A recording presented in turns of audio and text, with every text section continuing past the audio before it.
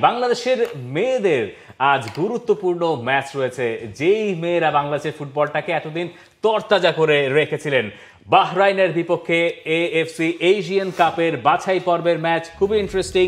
এই সেই মায়ানমার, যেই মায়ানমারে এই মেয়েরাই খেলতে যেতে পারেনি টাকার অভাবে 2 বছর আগে।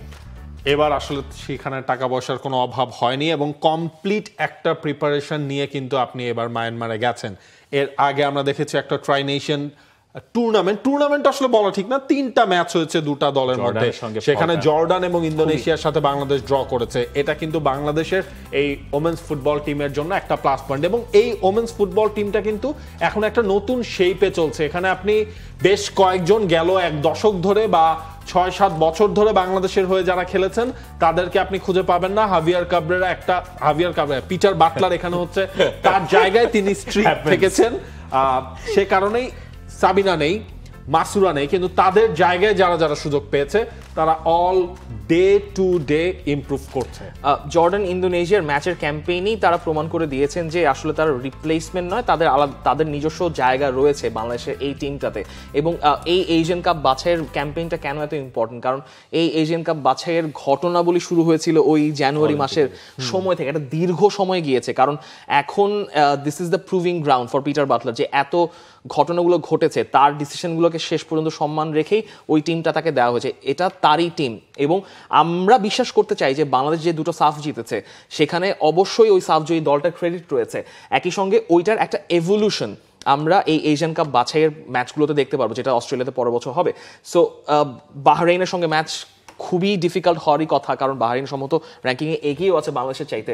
সো জর্ডানের সঙ্গে রেজাল্টটা তো ইন্সপিরেশন, খুবই জর্ডান ইন্দোনেশিয়া 2টা রেজাল্টে আসলে বাংলাদেশের জন্য ইন্সপিরেশন। এই বাহরাইনের এগেইনস্টে ম্যাচে নামার আগে বাহরাইন বাংলাদেশের থেকে বাহরাইন হচ্ছে 92 নম্বর রয়েছে, বাংলাদেশ কিন্তু এই 2টা ম্যাচ যে ড্র করলো জর্ডান এবং ইন্দোনেশিয়ার সাথে, এরপরে কিন্তু বাংলাদেশের র্যাঙ্কিংটা 5 ধাপ এগিয়ে গেছে।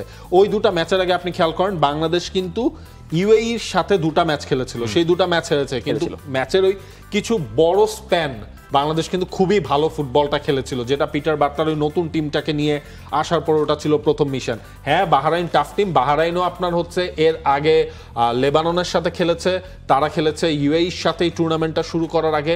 এই জায়গায় ফিজিক্যাল দিক থেকে বাংলাদেশের একটু ডিসঅ্যাডভান্টেজ রয়েছে বাহরাইনের এগেইনস্টে।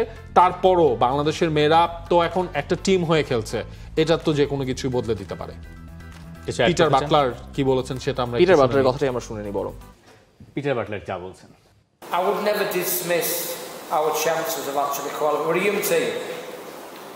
They've never qualified before, but like I said, we're on a journey. I'm positive and I'm very optimistic about the progress my sort of young players have made. I think we have to be pragmatic and realistic.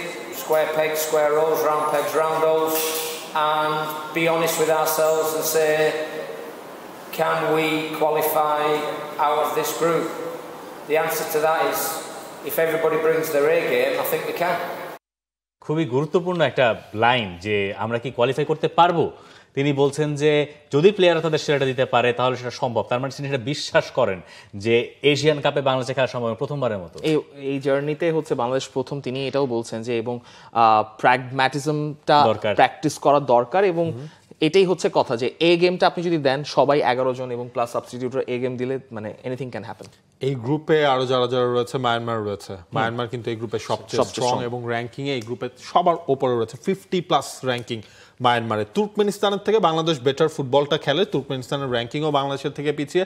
বাংলাদেশের একটা plus point হয়েছে কি, আপনি যদি Myanmar ম্যাচটা পর্যন্ত রেসে থাকতে পারেন এই গ্রুপ থেকে কিন্তু একটা দল যাবে, ইনফ্যাক্ট হচ্ছে 8টা গ্রুপ থেকে 8টা দল যাবে, শুধু একটা করে।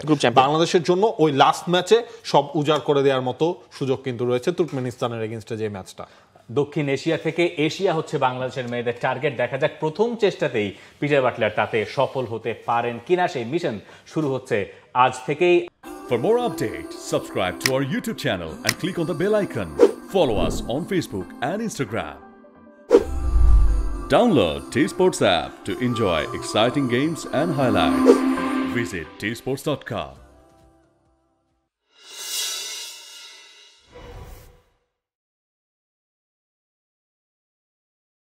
For more updates, subscribe to our YouTube channel and click on the bell icon. Follow us on Facebook and Instagram. Download T Sports app to enjoy exciting games and highlights. Visit tsports.com.